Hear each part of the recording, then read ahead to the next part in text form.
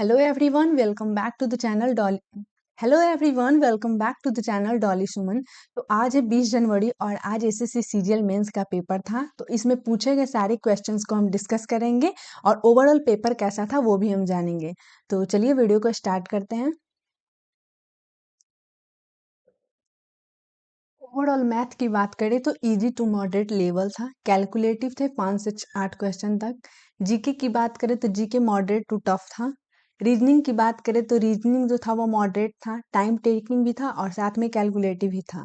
English की बात करें तो इंग्लिश इजी लेवल के थे, डुएबल क्वेश्चन थे, प्रीवियस ईयर पे बेस्ड थे। और कंप्यूटर की बात करें तो कंप्यूटर में क्वेश्चन जो पूछे गए थे वो इजी टू मॉडरेट लेवल के थे।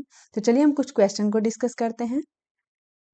फिर क्वेश्चन पूछा था कि ख्वाजा मुइनुद्दीन चिश्ती की दरगाह पर आने वाला पहला सुल्तान कौन था। तो इसका राइट आंसर हो जाएगा मोहम्मद बिन तुगलक। तो ख्वाजा मुइनुद्दीन चिश्ती की दरगाह पर आने वाला पहला सुल्तान कौन था? मोहम्मद बिन तुगलक। इसकी बात करें तो इस दरगाह को अजमेर शरीफ दरगाह के नाम से भी जाना जाता है। इस दरगाह का निर्माण मोहम्मद बादशाह हुमायूं ने किया था। ख्वाजा मुइनुद्दीन चिश्ती जो 13वीं शताब्दी में भारत आया था और राजस्थान के अजमेर में बस गया था। फिर नेक्स्ट क्वेश्चन पूछा था दक्षिण मध्य रेलवे का मुख्यालय कहाँ है।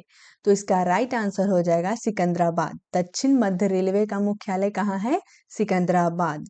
इसकी स्थापना दक्षिण मध्य रेलवे का जो स्थापना है वो 2 अक्टूबर 1966 को किया गया था।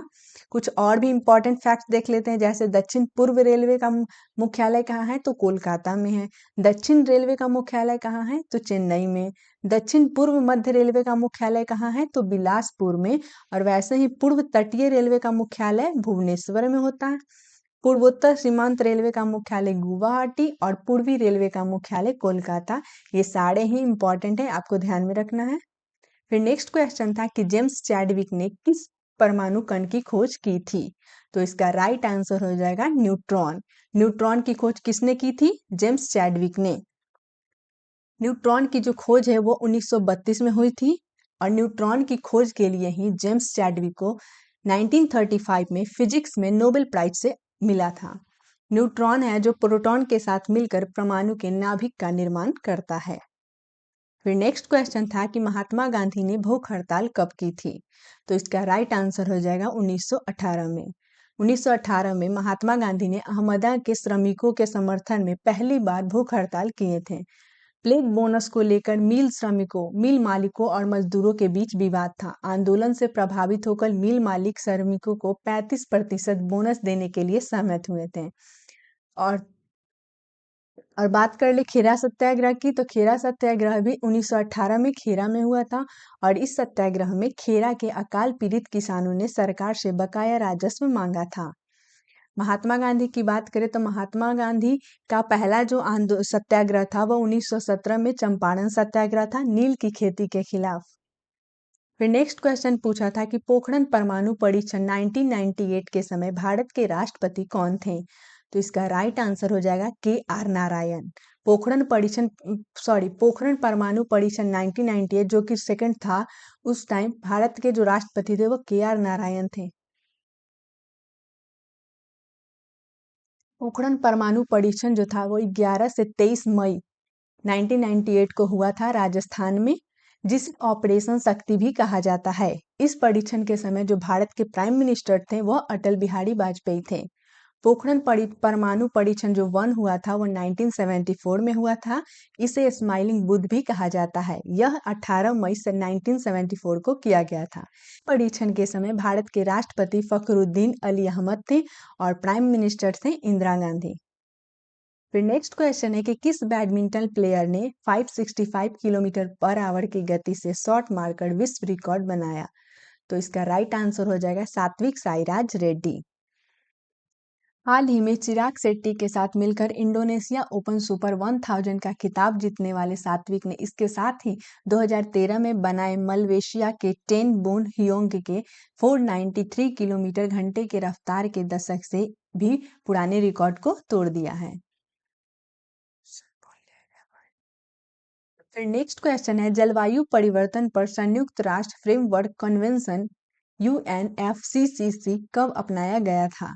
तो इसका राइट आंसर हो जाएगा 9 मई 1992 को। जलवायु परिवर्तन पर संयुक्त राष्ट्र फ्रेमवर्क कन्वेंशन मतलब यूएनएफसीसी 9 मई 1992 को अपनाया गया था। इसे अपनाया गया था 9 मई 1992 को, बट इसे लागू किया गया था 21 मार्च 1994 को।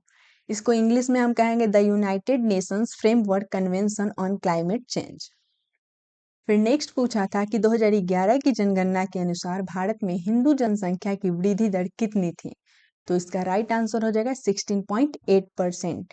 भारत में हिंदू जनसंख्या की वृद्धि दर कितनी थी? 16.8%। वैसे ही पूछ सकता है आपको कि मुस्लिम जनसंख्या की वृद्धि दर कितनी थी? तो इसका राइट आंसर हो जाएगा 24.6%। फिर नेक्स्ट पूछा था कि बॉवल परिकल्पना का प्रतिपादन किसने किया था? तो इसका राइट आंसर हो जाएगा क्रिक। बॉवल परिकल्पना का प्रतिपादन किसने किया था? क्रिक ने किया था। फिर नेक्स्ट पूछा था कि अमीनो अम्ल किससे संबंधित है? तो अमीनो अम्ल का संबंध जो है वह स्लीप और हंगर से है। फिर नेक्स्ट पूछा था कि विंग्स इंडिया 2024 की थीम क्या थी? तो विंग्स इंडिया 2024 की थीम थी भारत को दुनिया से जोड़ना। फिर नेक्स्ट क्वेश्चन था कि सर्वोच्च न्यायालय ने किस फैसले में कहा कि राज्य के नीति निदेशक सिद्धांत मौलिक अधिकारों को खत्म नहीं कर सकते हैं? फिर से तो राइट आंसर हो जाएगा चंपकम दोराई राजन बनाम मद्रास राज्य।